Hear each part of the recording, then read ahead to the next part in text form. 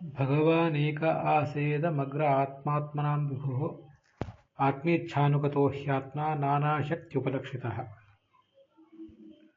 ಅಥಾತಃ ತೃತೀये ಸ್ಕಂಧे श्रीमद्भागवते षष्ठः अध्यायः विदुरमैत्रेय संवादविषयकः व्याख्यास्यते. विदुरः यदा परमात्मनः सृष्टिलीलाः श्रोतुम् ऐच्छत्, मैत्रेयः तमेनं विदुरं तामिमां भगवतः सृष्टिं वर्णयितुम् उपचक्रमे.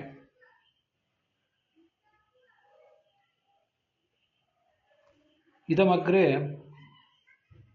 आत्मनां विभुः आत्मा अयं परमात्मा एक एव आसीत्. सर्वेप्येते जीवाः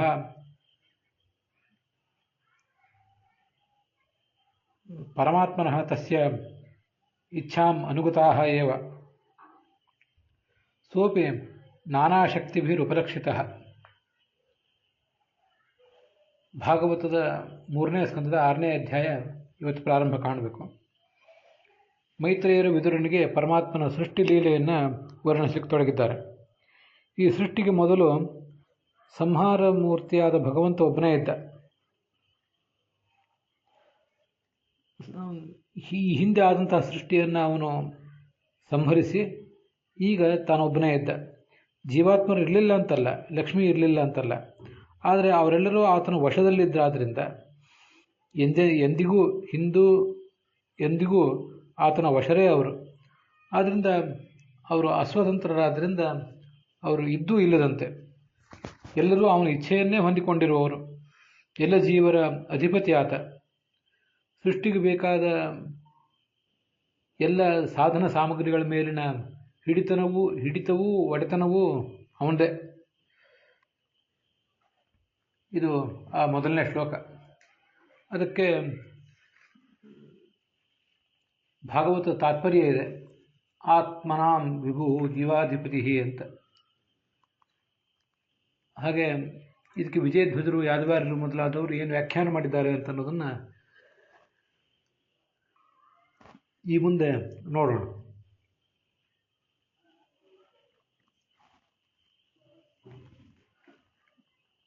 ಈ ಸೃಷ್ಟಿಗೆ ಮುಂಚೆ ಅವನೊಬ್ಬನೇ ಇದ್ದ. ಇದಮಗ್ರೆ ಅಂತಿದೆ. ಹಾಗೆ ಅಂದರೆ ಅಸ್ಯ ಅಗ್ರೆ, ಈಗ ಏನು ಸೃಷ್ಟಿಯಾಗಿದೆ ಈ ಸೃಷ್ಟಿಗಿಂತ ಮುಂಚೆ ಅಂತ ಅದರ ತಾತ್ಪರ್ಯ. ಆಚಾರ್ಯರೇ ಆತ್ಮ ಆತ್ಮನಾಂ ವಿಭುಹು ಅಂತೇನು 2ನೇ ಪಾದ ಇದೆ. ಅದಕ್ಕೆ ಆತ್ಮನಾಂ ವಿಭುಹು, ಎಲ್ಲ ಜೀವರ ಅಧಿಪತಿ ಅಂತ ವ್ಯಾಖ್ಯಾನ ಮಾಡಿದ್ದಾರೆ. ಕೆಲವರು ವ್ಯಾಖ್ಯಾನಕಾರರು ಆತ್ಮನಾಂ ಆತ್ಮ, ಎಲ್ಲ ಜೀವರ ಸ್ವರೂಪ, ಎಲ್ಲ ಜೀವರಿಂದಲೂ ಅಭಿನ್ನ ಭಗವಂತ ಅಂತ ಅರ್ಥ ಮಾಡಿದ್ದಾರೆ. ಜೀವ ಗೋಸ್ವಾಮಿ, ಶ್ರೀಧರರು ಮೊದಲಾದವರೆಲ್ಲ ಹಾಗೆ ಅರ್ಥವನ್ನು ಹೇಳ್ತಾರೆ. ಆತ್ಮನಾಂ ಆತ್ಮ ಅಂತ ಅನ್ವಯನೇ ಅಲ್ಲಿ ಮಾಡಬೇಕಾಗಿಲ್ಲ. ಎಲ್ಲ ಜೀವಾತ್ಮರ ಆತ್ಮ ಅವನಂತ ಅನ್ವಯ ಮಾಡಬೇಕಾಗಿಲ್ಲ. ಆತ್ಮನಾಂ ವಿಭುಹು, ಎಲ್ಲ ಜೀವರ ಅಧಿಪತಿ ಆತ ಅಂತ ಅರ್ಥ ಮಾಡಿಬಿಟ್ರೆ ತುಂಬ ಸುಲಭ ಆಗ್ತದೆ. ಇದಕ್ಕೇನು ವಿಶೇಷ ಪ್ರಮಾಣವನ್ನು ಕೊಡಬೇಕಾಗಿಲ್ಲ. ಆಚಾರ್ಯರು ಅದನ್ನು ಮಾಡಿ ತೋರಿಸಿದ್ದಾರೆ. ಆತ್ಮೇಚ್ಛಾನುಗತಃ ಅಂತ ಶಬ್ದ ಇದೆಯಲ್ಲ, ತನ್ನ ಇಚ್ಛೆಯನ್ನು ಅನುಸರಿಸಿಕೊಂಡಿದ್ದವನು, ತನ್ನ ಸ್ವರೂಪಭೂತವಾದ ಇಚ್ಛೆ, ಸೃಷ್ಟಿ ಮಾಡಬೇಕು ಅನಿಸಿದರೆ ಸೃಷ್ಟಿ ಮಾಡಬೇಕೆಂಬ ಇಚ್ಛೆ, ಸಂಹಾರ ಮಾಡಬೇಕೆಂಬ ಇಚ್ಛೆ, ಇದನ್ನು ಅನುಸರಿಸಿಕೊಂಡಿದ್ದವನು. ಇದು ಆತ್ಮೇಚ್ಛಾನುಗತಃ ಅನ್ನೋದು ಪರಮಾತ್ಮನಿಗೆ ಅನ್ವಿತ ಆಗುವ ಶಬ್ದ. ಅದನ್ನು ಯಾದವಾರ್ಯರು ಇಲ್ಲಿ ಆತ್ಮರು ಅಂದರೆ ಜೀವ ಸಮೂಹರು, ಅವರು ಪರಮಾತ್ಮನ ಇಚ್ಛೆಯನ್ನು ಅನುಸರಿಸಿಕೊಂಡಿದ್ದಾರೆ ಅಂತ ಅರ್ಥ ಮಾಡಿದ್ದಾರೆ. ಆದರೆ ಆ ಅರ್ಥವನ್ನು ಇಲ್ಲಿ ಇಟ್ಕೊಳ್ಳೋದ್ರ ಬದಲು ಇಡೀ ಶ್ಲೋಕ ಭಗವಂತನನ್ನೇ ಹೇಳ್ತಿರೋದ್ರಿಂದ 4 ಪಾದಗಳು ಆ ಭಗವಂತನಿಗೆ ಸಂಬಂಧಪಟ್ಟ ವಿಶೇಷಣಗಳನ್ನು ಹೇಳುವುದೇ ಹೆಚ್ಚು ಯೋಗ್ಯ. ಭಗವಾನ್ ಏಕ ಆಸ ಇದಮಗ್ರೆ, ಇದಮಗ್ರೆ ಅಂದರೆ ಈ ಮುಂಚೆ ಅವನೊಬ್ಬನೇ ಇದ್ದ, ಇದು ಭಗವಂತನ ಹೇಳ್ತದೆ. ಅವನು ಆತ್ಮನಾಭಿಭು, ಎಲ್ಲ ಜೀವರ ಒಡೆಯ. ಹಾಗೆ ಆತ್ಮೇಚ್ಛಾನುಗತಃ ತನ್ನ ಇಚ್ಛೆಯನ್ನೇ ಅನುಸರಿಸಿಕೊಂಡಿದ್ದವನು. ಮತ್ತು ನಾನಾಶಕ್ತಿ ಉಪಲಕ್ಷಿತ ಅನೇಕ ಥರದ ಸೃಷ್ಟಿ ಸಾಧನಗಳ ಮೇಲೆ ಹಿಡಿತಾ ಇದ್ದವನು. ಹೀಗೆ ಆತ್ಮೇಚ್ಛಾನುಗತಃ ಒಂದನ್ನು ಮಾತ್ರ ಜೀವನಿಗೆ ಅನುಸರಿಸಿ ಅನ್ವಯ ಮಾಡೋದಕ್ಕಿಂತ ಉಳಿದ ಮೂರಂತೂ ಭಗವಂತನಿಗೆ ಸಂಬಂಧಪಟ್ಟ ವಿಶೇಷಣಗಳು ಅನ್ನೋದು ನಿರ್ವಿವಾದ. ಆದ್ದರಿಂದ ಇದನ್ನೂ ಕೂಡ ಯಾದವಾರ್ಯರು ಹೇಳಿದ ವ್ಯಾಖ್ಯಾನವನ್ನು ಬಿಟ್ಟು ವಿಜಯಧ್ವಜರು ಹೇಳಿದಂತೆ ಅರ್ಥ ಮಾಡುವುದು ಹೆಚ್ಚು ಯೋಗ್ಯವಾಗಿ ನನಗೆ ಕಾಣಿಸ್ತದೆ.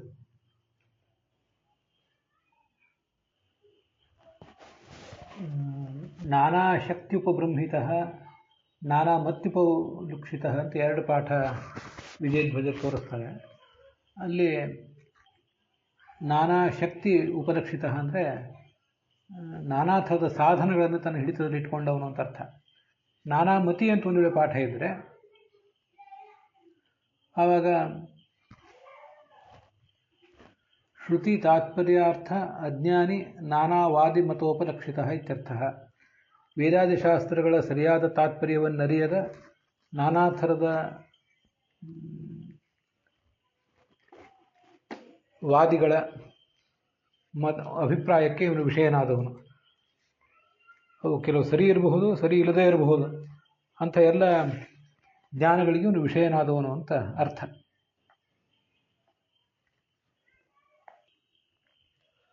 ವೀರರಾಘವರೊಬ್ಬರು ಆತ್ಮನಾಮ್ ಅಂತ ಅರ್ಥ ಇಟ್ಟುಕೊಂಡಿದ್ರು. ಎಲ್ಲ ಜೀವರ ಅಂತರ್ಯಾಮಿ, ಅಂತಃಪ್ರವೇಶ ಧಾರಕ ಅಂತ ಅರ್ಥ ಬರೆದಿದ್ದಾರೆ. ಆತ್ಮನಾಂ ವಿಭು ಅಂತ ಆಚಾರ್ಯ ಹೇಳಿದ ಅರ್ಥ ಇದೆ, ಎಲ್ಲ ಜೀವರ ಅಧಿಪತಿ ಅಂತ. ಹಾಗೆ ಆತ್ಮನಾಂ ಆತ್ಮ ಅಂತ ಅರ್ಥ ಇಟ್ಕೊಂಡು ಅದು ತಪ್ಪಾಗೋದಿಲ್ಲ. ಆದರೆ ಎಲ್ಲ ಜೀವರು ಆತನ ಸ್ವರೂಪರು ಅಂತ ಮಾತ್ರ ಅರ್ಥ ಮಾಡಬಾರ್ದು. ಎಲ್ಲ ಜೀವರ ಅಂತರ್ಯಾಮಿ ಈತ. ಏಷತೆ ಆತ್ಮ ಅಂತರ್ಯಾಮಿ ಅಮೃತಃ ಅಂತ ಹೀಗೆ ಅಂತರ್ಯಾಮಿ ಬ್ರಾಹ್ಮಣವೇ ಇದೆ. ಅದರಿಂದ ಹಾಗೆ ಅರ್ಥ ಮಾಡೋದು ತಪ್ಪಲ್ಲ. ಆತ್ಮನಾಮ ತನ್ವಯ ಮಾಡೋದು ತಪ್ಪಲ್ಲ. ಆದರೆ ಅಭೇದದ ಅರ್ಥವನ್ನು ಮಾಡೋದು ಮಾತ್ರ ಉಚಿತ ಅಲ್ಲ ಅಂತ ಅದರಿಂದ ಗೊತ್ತಾಗ್ತದೆ. ಸಭಾ ಯೇಷ ತದಾ ದ್ರಷ್ಟ ಅಂತ ಮುಂದಿನ ಶ್ಲೋಕ, 2ನೇ ಶ್ಲೋಕ. ಭಗವಂತ ಸ್ವತಂತ್ರನಾಗಿ ಎಲ್ಲವನ್ನೂ ನೋಡಬಲ್ಲಂಥವನು. ಆದರೆ ಆ ಪ್ರಳಯ ಕಾಲದಲ್ಲಿ ಮಾತ್ರ ತನ್ನನ್ನೊಬ್ಬನನ್ನು ಬಿಟ್ಟು ಇನ್ಯಾರನ್ನೂ ಆತ ನೋಡಲಿಲ್ಲ. ಅವ್ರು ಯಾರೂ ಇರಲಿಲ್ಲ ಅಂತೇನಿಲ್ಲ, ಆದರೆ ಅವ್ರು ಯಾರಿಗೂ ಯಾವ ಸಾಮರ್ಥ್ಯವೂ ಇಲ್ಲ. ಆದ್ದರಿಂದ ಅವರು ಇದ್ದೂ ಇಲ್ಲದಂತೇನೆ. ಇದ್ದ ಸಾಮರ್ಥ್ಯವು ಸುಪ್ತವಾಗಿ ಹೋಗಿತ್ತು. ಆದ್ದರಿಂದ ಅವರು ಇಲ್ಲ ಅಂತಲೇ ಆತ ಭಾವಿಸಿದ. ಆತನ ಗ್ರಹಿಕೆಯಲ್ಲಿ ಅವರು ಯಾರೂ ಕೂಡ ಇಲ್ಲದಂತೆಯೇ ಅವನ ಶಕ್ತಿ ಎನಿಸಿಕೊಂಡಿರುವ ಮಹಾಲಕ್ಷ್ಮಿ ಆದರೂ ಕೂಡ ಜಾಗೃತವಾದ ಶಕ್ತಿ ಇದ್ದವಳು ಹೌದು. ಆದರೆ ಭಗವಂತನ ಗಾಢವಾದ ಆಲಿಂಗನದಲ್ಲಿರೋವಳಾದ್ದರಿಂದ ಸೃಷ್ಟಿ ಕಾರ್ಯದಲ್ಲಿ ಅವಳಿಗೆ ಆಗ ಆಸಕ್ತಿ ಇರೋದಿಲ್ಲ. ಜಡ ಪ್ರಕೃತಿ ಅದಕ್ಕೆ ನಾಶ ಏನಿಲ್ಲ. ಜಡ ಪ್ರಕೃತಿ ನಿತ್ಯಾನಿತ್ಯ. ಆದರೆ ಆವಾಗ ಸೃಷ್ಟಿ ಕಾರ್ಯದಲ್ಲಿ ಪ್ರಪಂಚ ರೂಪವಾಗಿ ಪರಿಣಮಿಸುವ ಶಕ್ತಿ ಅದಕ್ಕಿಲ್ಲ. ಅದಕ್ಕೆ ಸೃಷ್ಟಿ ಕಾಲವೇ ಮತ್ತೆ ಬರಬೇಕು. ಹಾಗೆ ಬಂದಾಗಲೇ ಭಗವಂತ ಚೇತನ ಪ್ರಕೃತಿಯಾದ ಲಕ್ಷ್ಮೀದೇವಿಯನ್ನು ಪ್ರೇರಿಸಿ ಅವಳು ತನ್ನ ಅಭಿಮಾನಕ್ಕೆ ಪಾತ್ರವಾದ ಜಡ ಪ್ರಕೃತಿಯನ್ನು ಪ್ರೇರಿಸಿ ಮುಂದೆ ಸೃಷ್ಟಿಗೆ ಒಳಪಡಿಸ್ತಾಳೆ. ಆದ್ದರಿಂದ ಚೇತನಾಚೇತನ ಪ್ರಕೃತಿಗಳೆರಡೂ ಕೂಡ ಇದ್ದೂ ಇಲ್ಲದಂತೆಯೇ ಆವಾಗ ಅದರ ತಾತ್ಪರ್ಯ ಆಗ್ತದೆ. ಈ ಶ್ಲೋಕಕ್ಕೂ ಕೂಡ ವಿಸ್ತೃತವಾದ ಭಾಗವತ ತಾತ್ಪರ್ಯ ಇದೆ ಆಚಾರ್ಯರದು. ಆತ್ಮಾನಂ ಅಸಂತಮಿವ ಮೇನೆ ಅಂದರೆ ದೃಶ್ಯಾಭಾವೇ ದೃಷ್ಟತ್ವಾಭಾವಾತ್. ದೃಶ್ಯವಾದ ಪ್ರಪಂಚ ಯಾವುದೂ ಇಲ್ಲದೆ ಇರೋದ್ರಿಂದ ದೃಷ್ಟೃವಾದ ನೋಡುವವನಾದ ತಾನೂ ಇಲ್ಲದಂತೆ ಅವನು ಭಾವಿಸಿದ. ಅವನ ಮಾಯಾಶಕ್ತಿಗಳೆಲ್ಲ ಆಗ ಸುಪ್ತವಾಗಿ ಹೋಗಿವೆ ಅಂತ ಶ್ರೀಧರರ ವ್ಯಾಖ್ಯಾನ ಕಾಣಿಸ್ತದೆ. ವೀರರಾಘವರ ವ್ಯಾಖ್ಯಾನದಲ್ಲಿ ನಾನಾಶಕ್ತಿ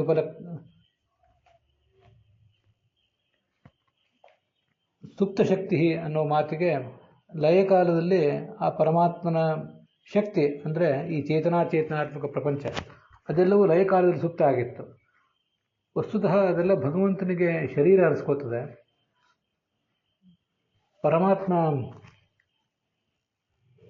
ತಾನು ಆಗ ನಾಮ ರೂಪ ಇತ್ಯಾದಿಗಳಿಂದ ರಹಿತನಾಗಿದ್ದ ಅಂತ ಹೀಗೆ ಅರ್ಥ ಬರೀತಾರೆ. ಆದ್ದರಿಂದ ವ್ಯವಹಾರಕ್ಕೆ ಅಯೋಗ್ಯ, ವ್ಯವಹಾರ ಅನರ್ಹಂ, ಅವನನ್ನು ಕುರಿತು ವ್ಯವಹಾರ ಮಾಡುವವರು ಯಾರೂ ಇಲ್ಲ. ಅದರಿಂದ ವ್ಯವಹಾರಕ್ಕೆ ಅನರ್ಹವಾದ ರೂಪ ಅದು. ಆದ್ದರಿಂದ ಅದು ಇದ್ದೂ ಇಲ್ಲದಂತೆ ಅಂತ ಹೀಗೆ ಅರ್ಥ ವೀರರಾಘವರು ಬರೀತಾರೆ. ಆದರೆ ಆಚಾರ್ಯರು ಅದಕ್ಕೆ ಭಾಗವತ ತಾತ್ಪರ್ಯ ಹೇಳಿದ್ದಾರೆ. ಅಗ್ನಿಪುರಾಣದ ಮಾತು, ಬ್ರಹ್ಮತರ್ಕದ ಮಾತು, ಹಾಗೆ ವ್ಯೋಮ ಸಂಹಿತಾದ ಪ್ರಮಾಣ ಇದನ್ನೆಲ್ಲ ಒದಗಿಸಿದ್ದಾರೆ. ಪರಮಾತ್ಮ ಜೀವಾತ್ಮನನ್ನು ಇಲ್ಲ ಅಂತ ತಿಳಿದಿದ್ದ್ಯಾಕೆ ಅಂದರೆ ಜೀವಾತ್ಮ ಅಶಕ್ತನಾದ್ದರಿಂದ. ಯಾವತ್ತೂ ಭಗವಂತ ಹೀಗೆ ತಿಳಿದಿದ್ದಾನೆ, ಹಿಂದೂ ಇಂದು ಮುಂದೆಯೂ ಎಂದು ಹಾಗೆ ತಿಳಿತಾನೆ. ಜೀವಾತ್ಮ ಯಾವತ್ತೂ ಕೂಡ ಇದ್ದೂ ಇಲ್ಲದಂತೇನೆ, ಅವನಿಗೆ ಆ ಶಕ್ತಿ ಇಲ್ಲವೇ ಇಲ್ಲ. ಅಸನ್ನಸೌ ನಿತ್ಯಂ ಅಂತ, ಅಶಕ್ತಿತಃ ಅಸಂತಮ್ಮೇನೆ. ಅವನಿಗೆ ಪರಮಾತ್ಮನಿಗೆ ಹೋಲಿಸಿದರೆ ಆ ಜೀವಾತ್ಮನಿಗೆ ಮಹಾಶಕ್ತಿ ಏನೂ ಇಲ್ಲ. ಅವನ ಎದುರಿಗೆ ಲಕ್ಷ್ಮೀದೇವಿಯ ಶಕ್ತಿಯು, ಚತುರ್ಮುಖ ಬ್ರಹ್ಮನ ಶಕ್ತಿಯು ಬಹಳ ಅಲ್ಪವೇ. ಹಾಗಿರುವಾಗ ಉಳಿದ ಜೀವರ ಕಥೆ ಏನು ಹೇಳಬೇಕಾಗಿದೆ? ಭಗವಂತನ ಜ್ಞಾನ ಯಾವತ್ತೂ ಕೂಡ ಸತ್ಯವೇ, ಅದು ಮಿಥ್ಯಾ ಅಲ್ಲ. ಭಗವಂತ ಹಾಗೆ ತಿಳಿದಿದ್ದಾನೆ ಅಂದರೆ ಜೀವಾತ್ಮ ಎಂದಿಗೂ ಅವನು ಇದ್ದು ಇಲ್ಲದಂತೇನೆ ಅಂತಲೇ ಅಗ್ನಿಪುರಾಣದ ಅಭಿಪ್ರಾಯ. ಮತ್ತು ಶಕ್ತಿ ಅಂತಿದೆ, ಅದು ಸುಪ್ತ ಶಕ್ತಿ ಅನ್ನೋ ಮಾತು ಈ ಮುಂದೆ ಕೂಡ ಒಂದು ಕಡೆ ಬರೋದಿದೆ. ಶಕ್ತಿ ಅಂದರೆ ಪುರುಷನ ನಿಯಮನಕ್ಕೆ ಒಳಪಟ್ಟಿರುವುದರಿಂದ ಪತ್ನಿಯನ್ನು ಶಕ್ತಿ ಅಂತ ಹೇಳ್ತಾನೆ. ಶಕ್ಯ ಅಂದರೆ ಶಕ್ತಿಗೆ ಕರ್ಮ ಅಂತ ಅರ್ಥ. ಪೇಯ, ಭಕ್ಷ್ಯ, ಭೋಜ್ಯ ಮೊದಲಾದ ಶಬ್ದಗಳು ಪಾನಕ್ಕೆ ಕರ್ಮ, ಭೋಜನಕ್ಕೆ ಕರ್ಮ, ದೃಶ್ಯ ಅಂದರೆ ದರ್ಶನಕ್ಕೆ ಕರ್ಮ ಅಂತ ಹೇಗೆ ಹೇಳ್ತೀವಿ, ಹಾಗೆ ಶಕ್ಯ ಅಂದರೆ ಶಕ್ತಿಗೆ ಕರ್ಮ. ಶಕ್ತಿ ಅಂದರೆ ನಿಯಮನ, ಅಂಕೆ, ಆಡಳಿತ. ಅದಕ್ಕೆ ಒಳಪಟ್ಟವಳು ಸಾಮಾನ್ಯವಾಗಿ ಗಂಡ ಕುಟುಂಬದ ಹಿರಿಯನಾದ್ದರಿಂದ ಅವನ ಅಂಕೆಗೆ ಒಳಪಟ್ಟಿರ್ತಾಳೆ ಹೆಂಡತಿ. ಭಗವಂತ ಎಲ್ಲ ದೃಷ್ಟಿಯಿಂದಲೂ ಲಕ್ಷ್ಮೀದೇವಿಗೆ ಹಿರಿಯನೇ. ಆದ್ದರಿಂದ ಇಲ್ಲಿ ಶಕ್ತಿ ಅಂದರೆ ಲಕ್ಷ್ಮಿ, ಅವಳು ಆತನ ಹಿಡಿತದಲ್ಲಿದ್ದಾಳೆ. ಆ ಚಿತ್ಪ್ರಕೃತಿಯಾದ ಮಹಾಲಕ್ಷ್ಮಿ ಈಗ ಸುಪ್ತಳಾಗಿದ್ದಾಳೆ ಅಂತ ಅದಕ್ಕರ್ಥ. ಶಕ್ತಿ ಅಂದರೆ ಸಾಮರ್ಥ್ಯ ಅಂತ ಅರ್ಥ ಇಲ್ಲ ಅಂತಲ್ಲ, ಅದು ಇದ್ದೇ ಇದೆ. ಒಂದು ಕರ್ಮ ವ್ಯುತ್ಪತ್ತಿ, ಮತ್ತೊಂದು ಭಾವ ವ್ಯುತ್ಪತ್ತಿ. ಕರ್ಮ ಅಂತ ಅರ್ಥ ಇಟ್ಕೊಂಡ್ರೆ ಶಕ್ತಿಗೆ ಅಂದರೆ ನಿಯಮನಕ್ಕೆ ಕರ್ಮಳು ಆ ಲಕ್ಷ್ಮೀದೇವಿ. ತಥಾಚ ಕರ್ಮ ವ್ಯುತ್ಪತ್ತಿಯ ಶಕ್ತಿ ಶಬ್ದ ಅತ್ರ ಭಾರ್ಯಾಪರ ಅಂತ ಯಾವ್ದಾರು ಬರೆದಿದ್ದಾರೆ. ಹಾಗೆ ಭಾವ ವ್ಯುತ್ಪತ್ತಿಯ ಕ್ವಚಿತ್ ಸಾಮರ್ಥ್ಯ ಅಂತ, ಭಾವ ಅಂದರೆ ಧಾತ್ವರ್ಥ, ಆ ಅರ್ಥವು ಕೂಡ ಹಾಗೇ ಆಗ್ತದೆ. ಆ ಮಹಾಲಕ್ಷ್ಮಿ ಮಲಗಿರುವುದು ಅಂದ್ರೆ ಏನರ್ಥ? ಉಳಿದ ಜೀವರಂತೆ ಕಣ್ಮುಚ್ಚಿ ನಿದ್ರೆ ಹೋಗಿಬಿಡ್ತಾಳೆ, ಎಲ್ಲವನ್ನೂ ಮರೆತು ಅಂತ ಅರ್ಥ ಅಲ್ಲ. ಜಗತ್ತನ್ನು ಸೃಷ್ಟಿಸುವ ಬಯಕೆ ಇಲ್ಲದೆ ಇರುವುದು, ಕೇವಲ ಭಗವಂತನಲ್ಲಿಯೇ ಆಲಿಂಗನ ಮಾಡಿಕೊಂಡಿರುವುದು, ಅದೇ ಅವಳಿಗೆ ಸುಪ್ತಿ. ಹೀಗಾದರ ತಾತ್ಪರ್ಯ.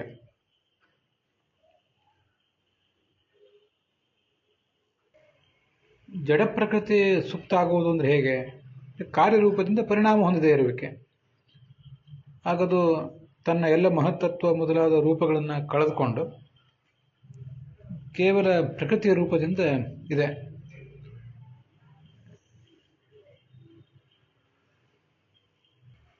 ಹೀಗಿದು ಜಡ ಪ್ರಕೃತಿಯದು. ಅಂತೂ ಜಡ ಪ್ರಕೃತಿಯು ಚೇತನ ಪ್ರಕೃತಿಯು ಎರಡೂ ಆವಾಗ ಸುಪ್ತವಾಗಿ ಹೋಗಿದೆ. ಭಗವಂತ ಸುಪ್ತನಾಗಿರುವುದು ಅಂದರೆ ಕಣ್ಣು ಮುಚ್ಚಿಕೊಂಡಿರುವುದು ಅಂತ ಅದಕ್ಕೆ ಅರ್ಥ ಆಗ್ತದೆ.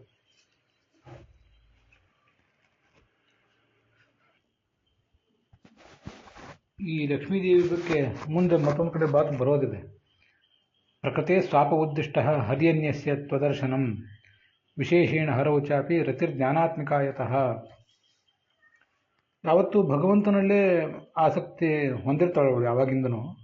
ಆದರೆ ಆ ಪ್ರಳಯದ ಸಂದರ್ಭದಲ್ಲಿ ಭಗವಂತನನ್ನು ಬಿಟ್ಟು ಏನನ್ನು ನೋಡದೆ ಅವನಲ್ಲೇ ರತಿಯನ್ನು ಹೊಂದಿರುವುದು ಅಂತ ಹೀಗೆ ಅರ್ಥ ಹೇಳ್ತಾರೆ ಅದಕ್ಕೆ.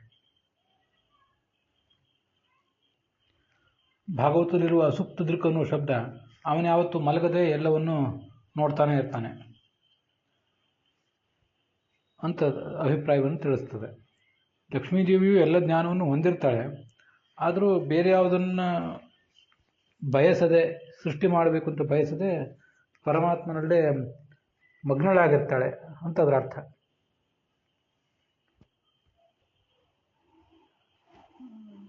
ಈ ಹಿಂದಿನ ಶ್ಲೋಕದಲ್ಲಿ ಆತ್ಮನಾಂ ವಿಭುಃ ಅಂತೇನು ನಾವು ನೋಡಿದ್ವಿ. ಆತ್ಮನಾಂ ಆತ್ಮ ಅಂತಲೂ ಮಾಡ್ಬೋದು, ಎಲ್ಲ ಜೀವರ ಅಂತರ್ಯಾಮಿ ಅಂತ. ಆತ್ಮನಾಂ ವಿಭುಃ ಅಂದರೆ ಆತ್ಮರ ಅಧಿಪತಿ ಅಂತಲೂ ಅರ್ಥ ಮಾಡ್ಬೋದು. ಅನಂತ ತೀರ್ಥರು ಹಾಗೆ ಮಾಡಿದ್ದಾರೆ. ಆದ್ದರಿಂದ ಇದು ಭಾಷ್ಯಕಾರರಾದಂಥ ಆಚಾರ್ಯರಿಗೂ ಈ ಅರ್ಥ ಸಮ್ಮತವೇ ಅಂತ ಗೋವಿಂದಾಚಾರ್ಯರು ತಾವು ಸಂಪಾದನೆ ಮಾಡಿದ ಭಾಗವತ ತಾತ್ಪರ್ಯದಲ್ಲಿ ಆತ್ಮನಾಂ ವಿಭುಃ ಎಲ್ಲ ಜೀವರ ಅಂತರ್ಯಾಮಿ ಅನ್ನೋದು ಹೌದು, ಎಲ್ಲ ಜೀವರ ಅಧಿಪತಿ ಅನ್ನೋದು ಹೌದು. ಈ ಎರಡೂ ಅಭಿಪ್ರಾಯಗಳು ಅವರಿಗೆ ಸಮ್ಮತ. ಅದು ಜೀವರ ಸ್ವರೂಪ ಜೀವರಿಂದ ಅಭಿನ್ನ ಅನ್ನೋ ಅರ್ಥವನ್ನು ಮಾತ್ರ ಮಾಡಬಾರ್ದು ಅನ್ನೋರು ತಾತ್ಪರ್ಯ ಅಂತ ಬರೆದಿದ್ದಾರೆ. ಹೀಗೆ ಇವತ್ತು 2 ಶ್ಲೋಕಗಳನ್ನು ನೋಡಿದ್ದೇವೆ. ಇದು 2ನೇ ಶ್ಲೋಕ. ಅದರಲ್ಲೂ ಕೂಡ ಭಗವಂತ ಮತ್ತು ಭಗವತಿಯರ, ಪುರುಷ ಮತ್ತು ಪ್ರಕೃತಿಗಳ ಒಂದು ಅವಿಚ್ಛಿನ್ನವಾದಂಥ ಸುದೀರ್ಘವಾದಂಥ ಶೃಂಗಾರವನ್ನು ತೋರಿಸ್ತದೆ. ಉಳಿದ ಕಾಲದಲ್ಲಿ ಭಾಗವತವೇ ಮತ್ತೊಂದು ಕಡೆ ಹೇಳುವಂತೆ ಶ್ರೀಸ್ವಾ ಪ್ರಜಾ ಸಕರುಣೇನ ದೀಕ್ಷಣೇನ ಐಧಯತ ಸಾಧಿಪತೀನ್ ಲೋಕಾನ್. ತನ್ನ ಕರುಣಾಪೂರ್ಣವಾದ ನೋಟದಿಂದ ಆಕೆ ಎಲ್ಲ ಲೋಕಪಾಲಕರನ್ನು ಪಾಲಿಸ್ತಾಳೆ ಅಂತ ಹೇಳಿದ್ದಾರೆ. ಹೀಗೆ ಅವಳಿಗೊಂದು ಪಾಲನ ಕಾರ್ಯ ಇರ್ತದೆ ಸೃಷ್ಟಿ ಕಾರ್ಯದಲ್ಲಿ. ಆದರೆ ಪ್ರಳಯ ಕಾಲ ಅನ್ನೋದು ಅದೊಂದು ರಾತ್ರಿ. ಆಗ ಆಕೆ ಯಾರನ್ನೂ ಪಾಲಿಸಬೇಕಾದ, ಜಗತ್ತನ್ನು ಸೃಷ್ಟಿಸಬೇಕಾದ ಅವಶ್ಯಕತೆ ಏನೂ ಇರೋದಿಲ್ಲ. ಭಗವಂತನಲ್ಲೇ ಹೀಗೆ ಅವಳು ರತಳಾಗಿರ್ತಾಳೆ. ಅದು ಅವರಿಬ್ಬರ ಶೃಂಗಾರ. ಭಾಗವತದಲ್ಲಿ ಇದೇ 3ನೇ ಸ್ಕಂದದಲ್ಲಿ ಹಿಂದೊಂದು ಕಡೆ ಬಂದಿದೆ. ಕೃಷ್ಣ ಎಲ್ಲರನ್ನೂ ಸಲಹುವ, ನಿತ್ಯವೂ ಕಾರ್ಯಶೀಲವಾದಂಥ ವ್ಯಕ್ತಿತ್ವ ಇದ್ದವನು. ಯಾವತ್ತೂ ಅವನಿಗೆ ಬಿಡುವು ಸಿಗ್ತಿರ್ಲಿಲ್ಲ. ಇಮಂ ಲೋಕಂ ಅಮೂಶ್ಚೈವ, ಈ ತಾನಿದ್ದ ಜಗತ್ತನ್ನು, ಭೂಮಿಯನ್ನು ಕಾಪಾಡಬೇಕು, ದೇವಾದಿಗಳನ್ನು ಕಾಪಾಡಬೇಕು. ಅದು ಆತನ ಕಾರ್ಯ. ರೇಮೇ ಕ್ಷಣದಯ ಲಬ್ಧಕ್ಷಣ ಸ್ತ್ರೀಕ್ಷಣ ಸೌಹೃದ. ರಾತ್ರಿ ಆದಾಗ ಮಾತ್ರ ಆತನ ಈ ಜಗತ್ಪಾಲನ ಕಾರ್ಯಕ್ಕೆ, ಆತನ ರಾಜಕಾರಣಕ್ಕೆ, ಆತನ ಬಿಡುವಿರದ ರಾಜಕಾರಣಕ್ಕೆ ಒಂದು ಬಿಡುವು. ರಾತ್ರಿ ಆ ಬಿಡುವನ್ನು, ಆ ರಮ್ಯವಾದ ಬಿಡುವನ್ನು ಆತನಿಗೆ ಮಾಡಿಕೊಟ್ಟಿತ್ತು. ಅವನ ಪತ್ನಿಯರಿಗೂ ಆ ಬಿಡುವಿನ ಲಾಭ ಆಗ್ತಿತ್ತು. ಸ್ತ್ರೀಕ್ಷಣ ಸೌಹೃದ. ಆ ಸ್ತ್ರೀಯರ ಜೊತೆಗೆ, ತನ್ನ 16,108 ಜನ ಪತ್ನಿಯರ ಜೊತೆಗೆ ಆತ ಹೀಗೆ ವಿಹರಿಸ್ತಾ ಇದ್ದ ಆ ರಾತ್ರಿಯ ಕಾಲದಲ್ಲಿ ಅಂತ ಬಂದಿದೆ. ಹಾಗೆ ಇಲ್ಲೂ ಕೂಡ ನನಗೆ ಕಾಣಿಸ್ತದೆ. ಪ್ರಕೃತಿ ಪುರುಷರಾದ ಲಕ್ಷ್ಮೀನಾರಾಯಣರಿಬ್ಬರು ಕೂಡ ಈ ಸಂದರ್ಭದಲ್ಲಿ ಪ್ರಳಯ ಕಾಲದಲ್ಲಿ ಮಾಡಬೇಕಾದ್ದೇನಿಲ್ಲ. 31,104,000 ಕೋಟಿ ವರ್ಷಗಳ ಸೃಷ್ಟಿ, ಅಷ್ಟೇ ದೀರ್ಘವಾದ ಪ್ರಳಯನೂ ಇದೆ. ಈ ದೀರ್ಘವಾದ ಪ್ರಳಯದಲ್ಲಿ ಎಲ್ಲ ವ್ಯಾಪಾರಗಳನ್ನು ನಿಲ್ಲಿಸಿ ಆಕೆ ಭಗವಂತನಲ್ಲಿಯೇ ರತಳಾಗಿರ್ತಾಳೆ. ಆ ರತಳಾಗಿರ್ತಾಳೆ ಅಂದ್ರೆ ಬರೀ ಆಸಕ್ತಳಾಗಿರ್ತಾಳೆ ಅಲ್ಲ, ರತಿ ಅಂತಲೇ ಅದನ್ನು ವರ್ಣನೆ ಮಾಡಿದ್ದಾರೆ. ಅತೀವ ಭಗವದ್ರತಿ ಅಂತ. ಶೃಂಗಾರ ಅನ್ನೋ ಅಭಿಪ್ರಾಯದಿಂದ ರತಿ ಅನ್ನೋ ಶಬ್ದವನ್ನು ಪ್ರಯೋಗ ಮಾಡಿದ್ದಾರೆ ಅಂತ ಅರ್ಥ. ಹೀಗೆ ಒಂದು ಯಾವ ಅಡೆತಡೆಯೂ ಇಲ್ಲದ ಒಂದು ಏಕಾಂತ ಅವರಿಗೆ ಅದರಿಂದ ದೊರೆಯುತ್ತದೆ. ಇಂಥ ಭಗವಂತ ಮತ್ತು ಭಗವತಿಯರ ಏಕಾಂತವನ್ನು ಉಪಾಸಿಸುವುದೇನಿದೆ, ಇದು ಇಂಥ ಏಕಾಂತದ ಉಪಾಸನೆ ನಮ್ಮ ಭಕ್ತಿ ಜ್ಞಾನ ವೈರಾಗ್ಯಗಳ ಹೆಚ್ಚಳಕ್ಕೆ ಸಾಧನ ಆಗ್ತದೆ. ಮತ್ತು ಭಗವಂತನ ಶೃಂಗಾರವನ್ನು ಉಪಾಸನೆ ಮಾಡಿದ್ರಿಂದ ಭಾಗವತವೇ ಮುಂದೆ 10ನೇ ಸ್ಕಂದದಲ್ಲಿ ಹೇಳುವಂತೆ ಭಕ್ತಿಂ ವಿಕ್ರೀಡಿತಂ ವ್ರಜವಿಧು ವಿರಿದಂ ಚ ವಿಷ್ಣೋ. ಭಗವಂತನ ಶೃಂಗಾರ ಲೀಲೆಗಳನ್ನು ವರ್ಣನೆ ಮಾಡಿದ್ರಿಂದ, ಅದನ್ನು ಕೇಳಿದ್ರಿಂದ ಭಕ್ತಿಂ ಪರಾಂ ಭಗವತಿ ಪ್ರತಿಲಭ್ಯ ಕಾಲೆ, ಭಗವಂತನಲ್ಲಿ ಭಕ್ತಿ ಉದಿಸ್ತದೆ. ಹಾಗೆ ಹೃದ್ರೋಗ ಮಾಶು ಅಪಹಿನೋತಿ, ಒಂದು ಕಾಮ ಅನ್ನುವ ಹೃದಯದ ರೋಗ ಆತನನ್ನೇನು ಪೀಡಿಸ್ತದೆ ಮೇಲಿಂದ ಮೇಲೆ. ಅದಕ್ಕೆ ಆತ ಬಲಿಯಾಗಿ ಅನೇಕ ಅನಾಚಾರಗಳನ್ನು ವಿಚಾರಗಳನ್ನು ಏನು ಮಾಡ್ತಾನೆ ಅವನ್ನೆಲ್ಲ ತಡೀತದೆ. ಹೀಗೆ ಭಗವಂತ ಮತ್ತು ಭಗವತಿಯರ ರತಿಯನ್ನು ನಾವು ಧ್ಯಾನಿಸುವುದರಿಂದ, ಅದನ್ನು ಶ್ರವಣ ಮಾಡುವುದರಿಂದ ಅಂತ ಅರ್ಥ. ಹೀಗೆ 2 ಶ್ಲೋಕಗಳ ವಿವರಣೆಯೊಂದಿಗೆ ಇವತ್ತಿನ ಈ ಭಾಗ ಸಮಾಪ್ತ ಆಗಿದೆ. ಹುಸಿಯ ನಾಡಿ ಹೊಟ್ಟೆ ಹೊರೆವ ವಿಷಯದಿಲ್ಲದ ಸಿಕ್ಕನಂದು ಹುಸಿಗೆ ಹಾಕಿದಿರು ಎನ್ನ ಹೃಷಿಕೇಶನೇ, ಈಶ ನಿನ್ನ ಚರಣ ಭಜನೆ ಆಸೆಯಿಂದ ಮಾಡುವೆ, ದೋಷ ರಾಶಿ ನಾಶ ಮಾಡು ಶ್ರೀಶ ಕೇಶವ. ಶ್ರೀಕೃಷ್ಣಾರ್ಪಣಮಸ್ತು.